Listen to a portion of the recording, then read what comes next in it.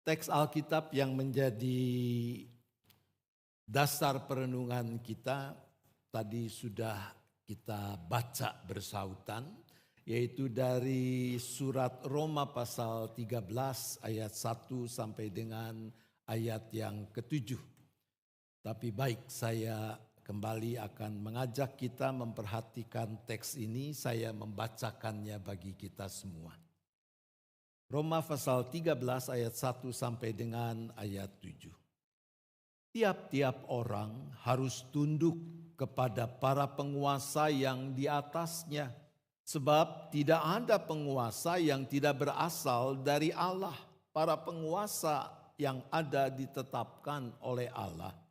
Sebab itu siapa yang melawan penguasa, ia melawan ketetapan Allah, dan siapa yang melawan akan mendatangkan hukuman atas dirinya. Sebab orang yang berbuat baik tidak usah takut kepada pemimpin, kecuali orang yang berbuat jahat. Maukah engkau hidup tanpa takut terhadap para pemimpin? Perbuatlah apa yang baik dan engkau akan beroleh pujian darinya. Karena ia adalah hamba Allah untuk kebaikanmu.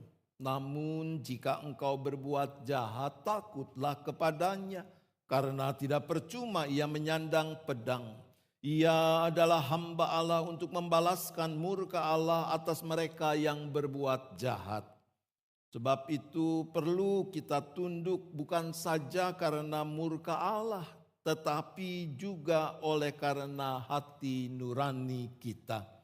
Itulah juga sebabnya kamu membayar pajak, karena mereka yang mengurus hal itu adalah pelayan-pelayan Allah. Bayarlah kepada semua orang apa yang wajib kamu bayar. Pajak kepada orang yang berhak menerima pajak.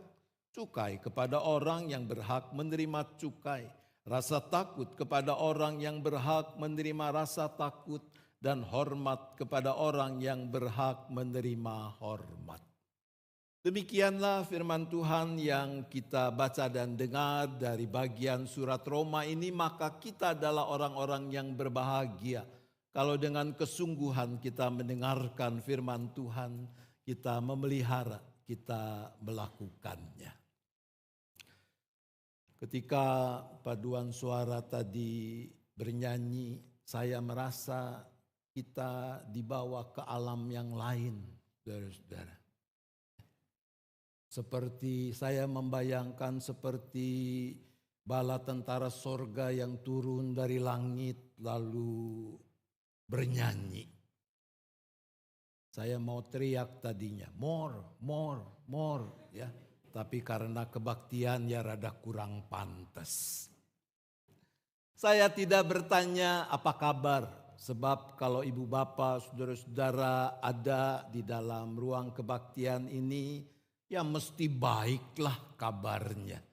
Ya, kalau tidak baik kan kita sedang terbaring entah di rumah atau di rumah sakit dan seterusnya. Bukan berarti kita tidak mengalami pergumulan, kita tidak berhadapan dengan persoalan-persoalan. Adalah. Tapi fakta bahwa kita boleh ada seperti kita ada sekarang ini membuktikan bahwa Tuhan Allah Bapa kita di dalam Yesus Kristus dan persekutuan Roh Kudus adalah Allah yang setia. Dia yang terus menopang, memelihara kita. Bapak saudara, tema kita hari ini rada susah dan rada garing, saudara. Tapi mari, karena sudah ditetapkan ya, kalau orang Arab bilang yau puyau, kita harus merenungkannya. Ya orang Arab yang bisa Mandarin lah, saudara-saudara ya. Mau tidak mau kita harus merenungkannya. Kalau kita mendengar kata politik, apa sih yang ibu bapak saudara-saudara segera bayangkan? Politik. Atau lebih gampang begini dah. Kalau dengar istilah politik, menurut kita nih, menurut ibu bapak saudara-saudara itu menunjuk pada sesuatu yang positif atau negatif. Politik.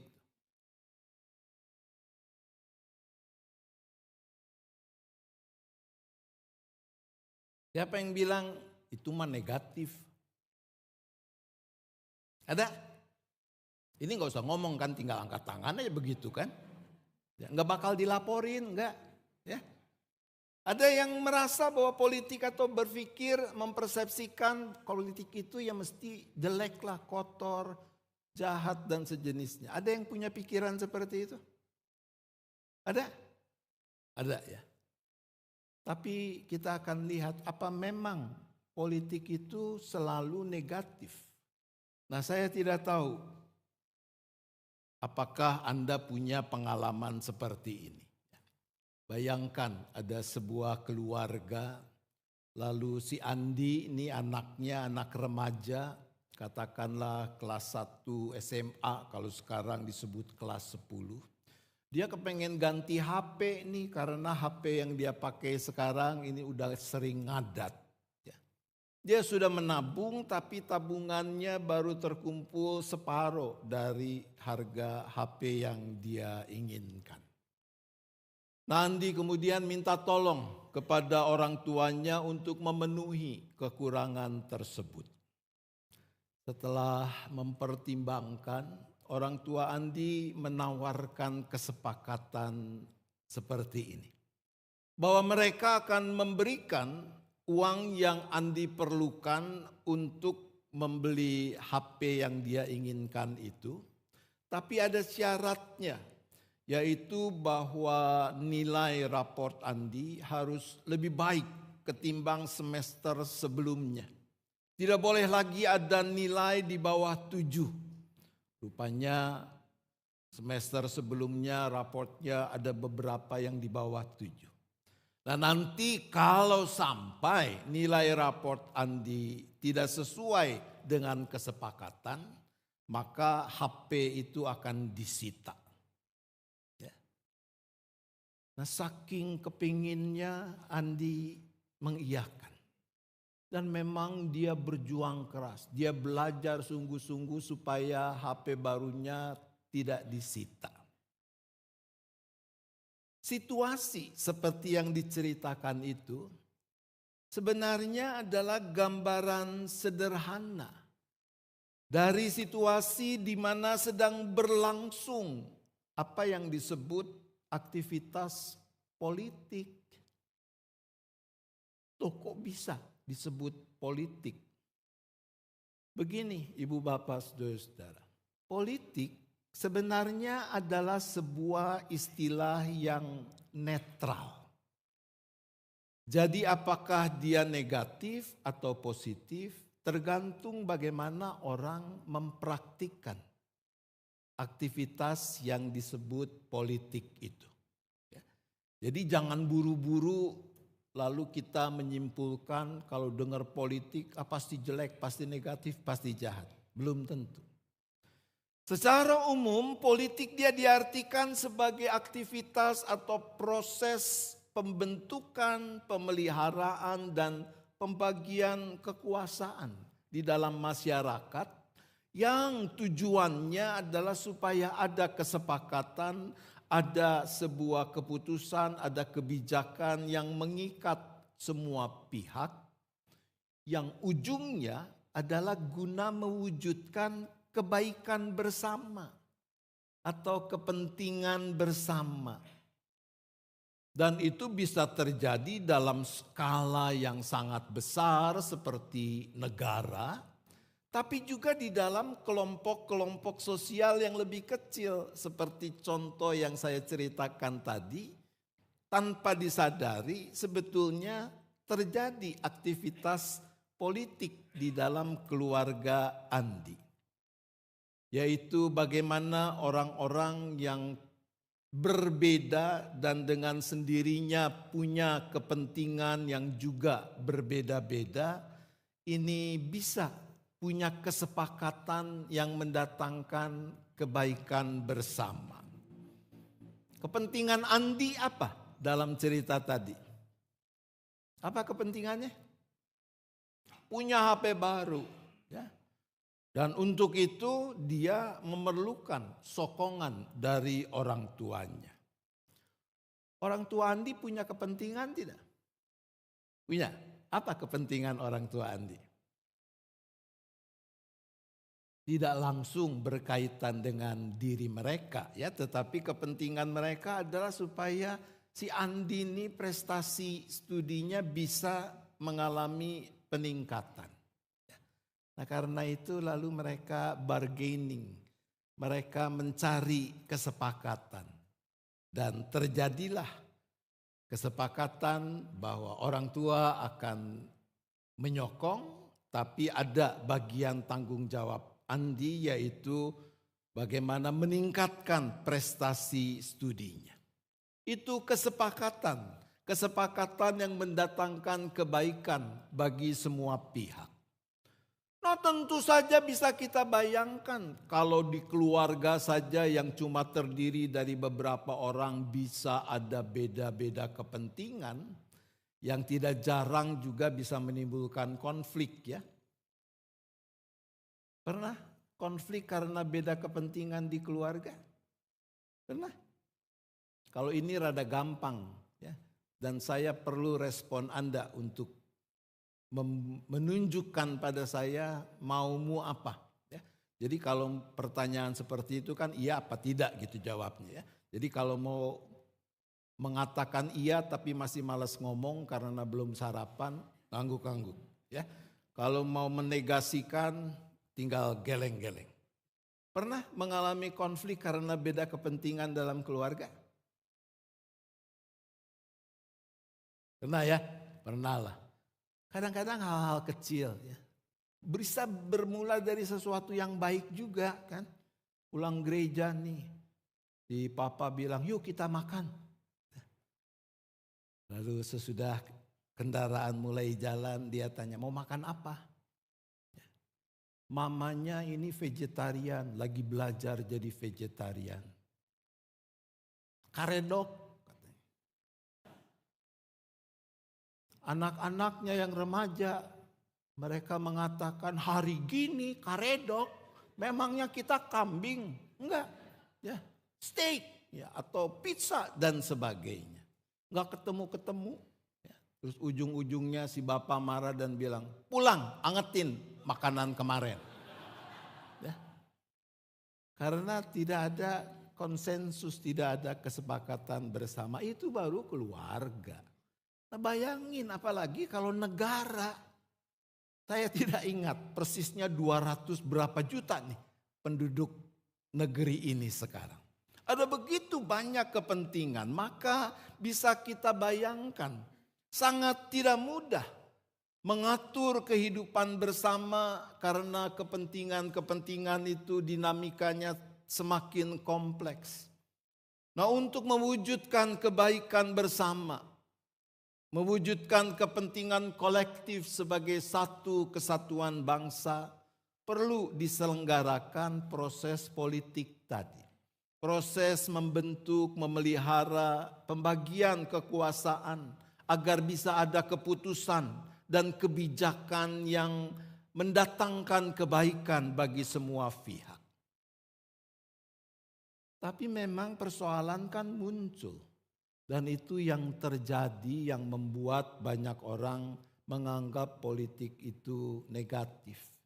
Yaitu ketika ada orang atau orang-orang atau kelompok atau golongan yang hanya mau mengedepankan, memperjuangkan kepentingannya sendiri.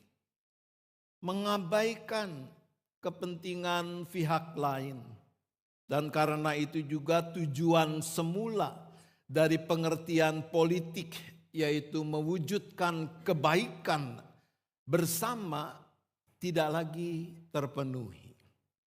Nah dalam kenyataan itu yang mungkin lebih mewarnai dunia politik kalau kita bicara tentang kehidupan bernegara. Sehingga politik sekali lagi kerap dipahami sebagai sesuatu yang nuansanya negatif. Nah bagaimana peran kekristenan dalam sejarah politik di negeri kita ini? Jadi tema kita Christianity and Politics. Sejarah mencatat bahwa umat Kristen itu sejak awal berperan serta dalam perjuangan bangsa ini. Baik era sebelum kemerdekaan, tapi juga setelah proklamasi kemerdekaan yang baru saja kita peringati. Ulang tahunnya yang ke-80, tanggal 17 Agustus lalu. Nah, peran serta itu dilakukan baik oleh orang perorangan, tapi juga di dalam wadah organisasi-organisasi yang dibentuk. Sejarah mencatat ada banyak hal, tapi saya mau mengingatkan satu saja. Bahwa salah satu hal penting peran serta umat Kristiani dalam perpolitikan di negeri ini adalah dalam proses penyusunan Undang-Undang Dasar 1945. Jadi pada saat itu ada gagasan yang sudah dituangkan juga dalam draft Undang-Undang Dasar 45 yang dipersiapkan oleh Panitia Persiapan Kemerdekaan Indonesia, yaitu ditambahkannya 7 kata pada sila ketuhanan yang diusulkan oleh Bung Karno sebagai bagian awal dari Undang-Undang Dasar 45.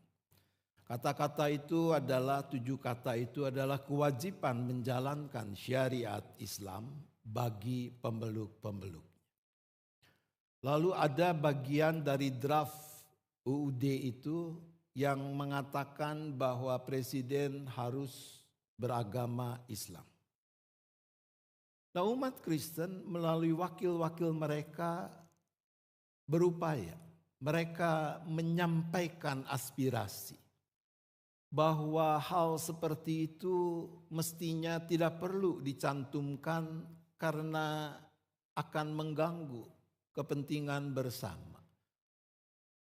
Ketika dalam kenyataan ada keragaman yang luar biasa di negeri ini, termasuk dalam urusan agama, maka kalau ada salah satu yang kemudian ditonjolkan, dia akan mengganggu keseimbangan. Oleh karena itu diminta supaya 2 hal tadi dihapus dari draft Undang-Undang Dasar. Dan itu diterima terutama oleh Muhammad Hatta dan para tokoh agama Islam yang saat itu ada di Panitia Persiapan Kemerdekaan Indonesia. Dan alasannya mereka setuju. Karena hasrat kita, kerinduan kita adalah menyatukan bangsa Indonesia secara utuh, tanpa membeda-bedakan ras, etnis, golongan, agama, dan seterusnya. Itu catatan sejarah. Dan kemudian setelah kemerdekaan memang ada masa di mana umat Kristen Protestan menyalurkan aspirasi politiknya lewat partai-partai politik yang dibentuk. Barangkali kalau ada yang masih ingat, dulu ada Parkindo. Lalu dibubarkan karena di-merge harus cuma 3 partai besar saja, Golkar, PDI, dan P3. Lalu pada era reformasi ada PDS. Ada PDS yang sempat jaya sebentar tapi kemudian hilang dan sekarang tidak ada partai politik Kristen di negeri ini. Nah, dalam perkembangannya kalau kita bicara hubungan gereja dan negara secara politis, maka ada keragaman sikap. Artinya gereja yang satu bisa saja punya sikap yang berbeda dengan gereja yang lain.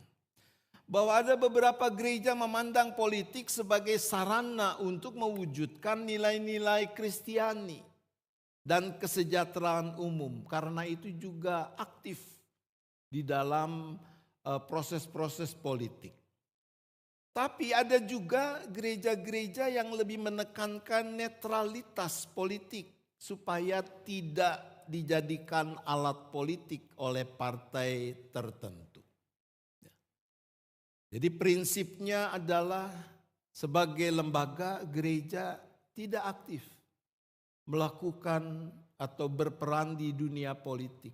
Tapi gereja memampukan, menolong para anggotanya supaya bisa memenuhi tanggung jawab politik sebagai warga negara dengan sebaik-baiknya. Jadi hari ini kita akan melihat bagaimana kita sebagai orang perorangan yang sekaligus adalah orang Indonesia dan orang Kristen, bagaimana kita sepatutnya bersikap terkait dengan aspek politik. Bacaan kita hari ini Roma 13 ayat 1 sampai dengan ayat 7, kita harus hati-hati membacanya. Sebab ada juga yang memakai teks ini untuk mengatakan pemerintah mau bagaimanapun juga, entah baik entah buruk, yau puyau, ya, harus tunduk, harus taat. Apa seperti itu? Jadi latar belakang dari surat Roma yang ditulis oleh Rasul Paulus ini, dia ditulis sekitar tahun 56 sampai 58 Masehi. Ini surat, memang surat nih. Paulus menulis surat kepada jemaat, kepada orang-orang Kristen di kota Roma. Dan itu terjadi pada masa pemerintahan Kaisar Nero. Ada yang ting kalau dengar Nero. Nero jahat apa baik? Jahat, ya. Makanya ada juga kan orang-orang yang menamai peliharaannya Nero, gitu ya. Nggak ada yang menamai pemeliharaannya, maaf, Simon, nggak ada. Ya. Tapi Nero ada, saudara-saudara. Yang namain peliharaannya Nathanael, nggak ada. Ya. Nero, ya. Karena tadi bayangannya jahat. Tapi menurut sejarah nggak begitu juga tuh, ya. Sebab dikatakan dicatat pada tahun-tahun pertama pemerintahan Nero sebagai kaisar, dia melakukan hal yang baik. Pemerintahan yang anti korupsi, yang peduli kepada masyarakat. Tapi sayangnya memang ada pihak-pihak tertentu, termasuk dari kalangan Kristen, baik yang berasal dari Yahudi maupun yang non-Yahudi, yang berkeras untuk menentang pemerintahan yang ada pada masa itu. Mereka tidak mau memenuhi kewajiban membayar pajak, mereka bahkan melakukan pemberontakan, angkat senjata. Bagi mereka tidak ada raja selain Allah dan membayar pajak itu hanya untuk kepentingan Allah. Mereka tidak suka orang Kristen membayar pajak pada pemerintah Romawi. Tidak ada gunanya bagi mereka untuk mengikuti peraturan-peraturan dunia. Sebab mereka punya bayangan hari Tuhan ini juga sudah makin dekat. Sehingga muncul provokasi-provokasi yang mengajak umat Kristen untuk menentang pemerintah. Nah, persoalan-persoalan inilah yang dikhawatirkan oleh Rasul Paulus. Sebab situasinya pada saat itu menjadi tidak baik. Orang-orang Kristen menjadi takut dengan kemungkinan karena ada yang berontak dan seterusnya, lalu mereka akan diusir dari Roma dan sebagainya. Jadi Paulus punya kerinduan supaya orang-orang Kristen baik Yahudi maupun non-Yahudi itu hidup dalam damai dengan pemerintah. Dan karena faktanya saat itu Nero dan pemerintahannya melakukan hal yang baik, maka Paulus mendorong supaya umat tunduk kepada pemerintah. Bahwa selama peraturan ketetapan-ketetapan yang diatur oleh pemerintah tidak bertolak belakang dengan kebaikan yang diajarkan oleh kekristenan, maka umat di Roma harus tunduk, harus menaatinya. Lalu Paulus menggambarkan Pemerintah dunia ini sebagai hamba Allah yang melakukan tugas untuk mengatur semua hal termasuk keberadaan umat Kristen untuk tetap melakukan hal-hal yang baik. Tapi memang tidak bisa dipungkiri bahwa pemerintah juga bisa keliru ya. Pemerintah bisa juga berbuat lalim, menjadi otoriter, sewenang-wenang dan seterusnya. Dan sejarah dunia menunjukkan hal itu. Termasuk Kaisar Nero yang pada awal pemerintahannya baik tapi kemudian berubah pada tahun-tahun selanjutnya. Maka pertanyaannya, apakah kalau memang pemerintah itu melakukan hal yang jahat, lalu kita sebagai umat Tuhan ya tetap harus tunduk?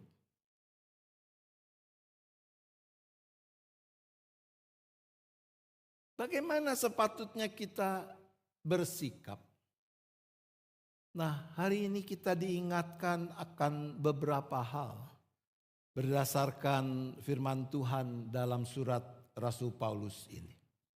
Bahwa secara prinsip kita yang adalah orang Indonesia, warga negara Indonesia yang sekaligus orang Kristen, pengikut Kristus, kita tetap diajak untuk tunduk kepada para penguasa. Berarti menghormati dan menghargai sistem pemerintahan yang ada.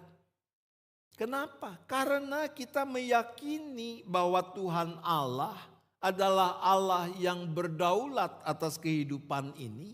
Dialah yang pegang kendali atas segala sesuatu yang terjadi dalam hidup kita, bangsa kita dan negara kita ini. Maka kita mau mendukung apa yang menjadi program atau peraturan pemerintah tanpa harus menyangkali iman kita. Nah, untuk hal ini ada dua catatan yang bisa kita jadikan sebagai koridor atau batasan ketertundukan kita kepada penguasa, pada pimpinan negara, yaitu pemerintah. Yang pertama, di dalam ayat 4 kita membaca Paulus menegaskan hakikat pemerintah adalah hamba Allah. Bukankah ini berarti bahwa ketundukan kita pada pemerintah dan kebijakan-kebijakan politisnya adalah sejauh pemerintah berperan sebagai hamba Allah? Bahwa pemerintah sebagai hamba Allah memperjuangkan keadilan dan kebenaran bagi semua orang, semua anggota masyarakat tanpa terkecuali. Pemerintah mewujudkan kedamaian, kesejahteraan bagi segenap bangsa, bukan hanya untuk kelompok atau golongan tertentu. Sesuai dengan pengertian politik tadi, mendatangkan kebaikan bagi semua anggota masyarakat. Jadi sejauh pemerintah melakukan tugasnya dengan baik, maka setiap kita diajak untuk mendukung, menghormati, menghargai semua peraturan demi kebaikan bersama. Yang kedua, di dalam ayat 5 dituliskan, sebab itu perlu kita tunduk bukan saja karena murka Allah, tetapi juga karena hati nurani kita. Ya. Ini urusan liang sim, saudara. Tahu liang sim? Kalau belum tahu, baca Kopingho. Ya. Nah, saya belajar dari Kopingho. Liang sim itu hati nurani, conscience. Di dalam bahasa aslinya, teks Alkitab memakai istilah syneidesis. Jadi dia menunjuk pada kesadaran moral dan spiritual yang memampukan orang membedakan mana yang benar, mana yang salah. Itu hati nurani yang dimaksud di sini. Dari mana sumbernya untuk tahu apa yang benar, apa yang salah? Ya tentu saja dari kebenaran firman Tuhan dan pertolongan Roh Kudus. Roh penolong yang sudah dicurahkan bagi kita dalam Kristus. Makin kita mengenali kebenaran firman Tuhan, makin kita membuka hati dan pikiran bagi karya Roh Kudus, maka hati nurani kita akan makin terasah. Sehingga kita juga makin mampu mempraktikkan ketundukan kita pada pemerintah dan kebijakan-kebijakan yang diambil secara positif. Tapi tidak mengurangi sikap kritis di dalam terang Injil Kerajaan Allah. Secara sederhana, singkat kata kita diajak untuk sekali lagi tidak memandang bidang politik melulu dari kacamata negatif. Kita mau tunduk kepada pemerintah dengan batasan bahwa pemerintah menempatkan diri selaku hamba Allah dan hati nurani kita menyatakan oke. Nah, di dalam terang Injil Kerajaan Allah, kita menggunakan hak dan tanggung jawab di bidang politik dengan terus merawat nilai-nilai kasih, kebenaran, keadilan untuk mewujudkan kedamaian dan kesejahteraan bagi kebaikan bersama. Yang paling sederhana adalah kita dipanggil untuk dalam keseharian kita mewujudkan integritas selaku pengikut Kristus tanpa kompromi. Karena kita rindu apa yang baik itu yang terjadi. Integritas, apa ya integritas? Anda membayangkan apa kalau integritas? Katanya integritas itu satunya kata dengan perbuatan. Anda setuju? Bahwa apa yang dikatakan itu yang dilakukan. Itu integritas. Setuju? Setuju? Hati-hati. Bagaimana kalau begini? Saya jalan-jalan di mall. Lalu saya lihat ada perempuan cantik sekali. Saya hampiri dia lalu saya bilang, saya mau mencium kau. Ya. Lalu saya cium. Apakah itu berintegritas? Kan satunya kata dengan perbuatan. Saya ngomong saya mau cium, saya cium gitu. Apakah itu berarti berintegritas? Ya enggak lah saudara-saudara ya. Paling ditabokin kalau itu yang dilakukan kan.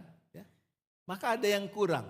Integritas Kristen berarti satunya kata dan perbuatan yang lahir dari kerinduan untuk memuliakan Tuhan dengan apapun yang dikatakan, apapun yang diperbuat.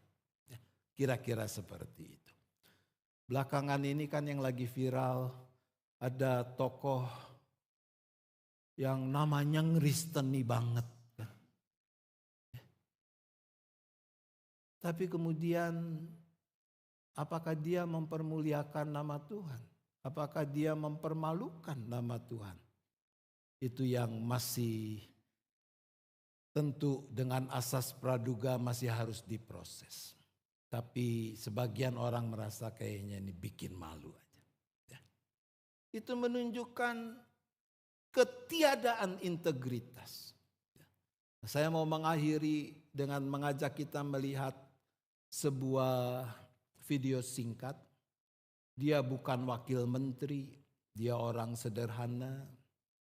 Tapi apa yang dia lakukan? Dan buat saya ini perannya. Ya Pak. Ya, acara sana. Pak. Di atas. Aja. Oh. Sudah ada ya Pak. Ya, oh, ini panci siapa namanya? Suroso. Suroso. Ya. Oh, aduh mantap dong. Tugas jadi hansip. Ya Pak. Digaji berapa? Nah, digajinya berapa? Ini katanya ceritanya 3 bulan sekali 500. Oh, belum dikasih? Belum. Loh, 3 bulan sekali 500, berarti jatuhnya cuma 150.000 ya? Oh. Ya ada itu kan dari atasan. Dari atas. Punya istri? Saya. Oh. Sudah. Udah ini. Punya anak? Sudah. Anaknya punya berapa? 2. 2. Sekarang naik mobil saya, kita ke atas yuk. Oh ini saya jaga sini Pak. Makasih. Iya. Udah kalau belum masuk, saya antar ke atas, saya kasih 500.000. Wah makasih. Nanti Naikin nama saya, 1 juta naik ke atas. Pokoknya lebih baik hilang 1 juta daripada meninggalkan tugas di sini. Iya. Karena tugasnya di sini. Iya. Yang merintahin tugas di sini siapa? ini kan Dari Pak Kasih kan suruh. Oh, kepala dusun. Enggak sayang duit 1 juta. Enggak. Lebih baik tugas. Lebih baik melaksanakan tugas Iya. daripada terima 1 juta. Iya. Taikin 1,5 juta. Enggak. Makasih. 1,5 juta. Tak taikin 2 juta.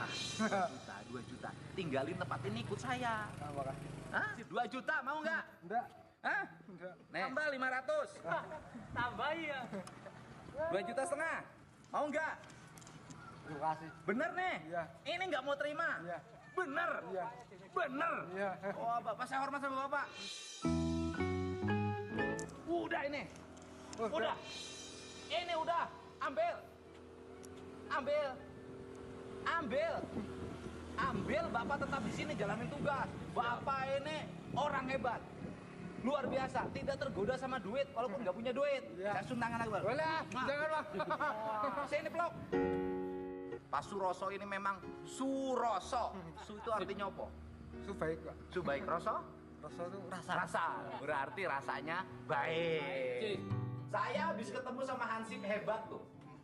Oh, Pak Suroso. Pak Suroso. Oh ya, Pak Suroso itu di salah satu di kampung kami adalah non Muslim. Oh iya, dia agama Kristen Protestan. Iya, Protestan. Protestan. Tapi dia tetap bisa berbaur dengan kami ya. Ya, sampai di sini saja tuh ya. Suroso. Tidak ada Immanuelnya, tidak ada Ebenhezernya, ya, cuma Suroso. Ya. Dan yang buat saya, mendorong saya untuk mengajak kita melihat contoh ini. Terlepas itu memang ada skenarionya atau memang itu spontan. Ya. Tapi dikatakan Suroso ini orang Kristen Protestan. Menjadi garam. Hidup sebagai terang di dunia ini.